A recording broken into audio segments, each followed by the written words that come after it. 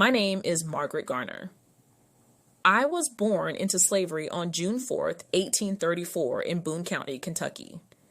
As I grew older, I became a household servant, cleaning, cooking, tending to the family of A.K. Gaines. I traveled with them at times to Cincinnati, Ohio, a free state. I saw freedom with my own eyes, and then returned to bondage. In 1849, I married Robert Garner. By 1856, I had 4 children. 3 of them bore the unmistakable mark of my enslaver's abuse. Every day I live with the pain of that truth. During the 1850s, the Underground Railroad moved quietly through the Cincinnati area, guiding enslaved families toward Canada and freedom. My husband and I made a decision. We would not let our children grow up in chains. On January 27, 1856, in the bitter cold of winter, we fled. We crossed the frozen Ohio River on foot from Kentucky into Ohio.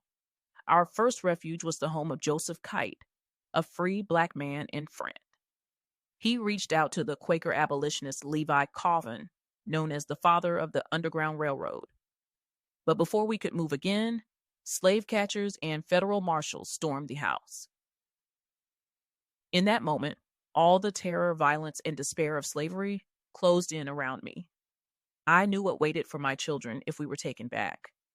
I made a choice, one that still echoes through history.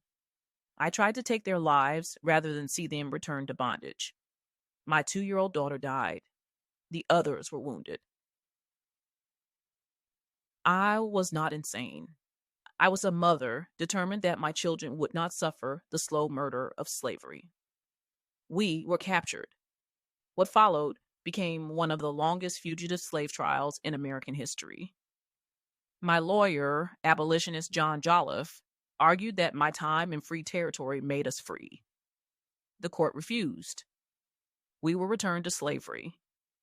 In a final attempt to save me, Jolliffe arranged for me to be charged with murder, hoping a new trial would give us another chance at freedom.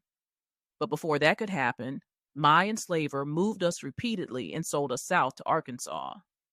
I never received that second trial. In 1858, I died during a typhoid epidemic. I was 24 years old, but my story did not die. It lives on, in court records, in memory, and in the pages of Toni Morrison's Beloved. I was Margaret Garner, and I chose death over slavery.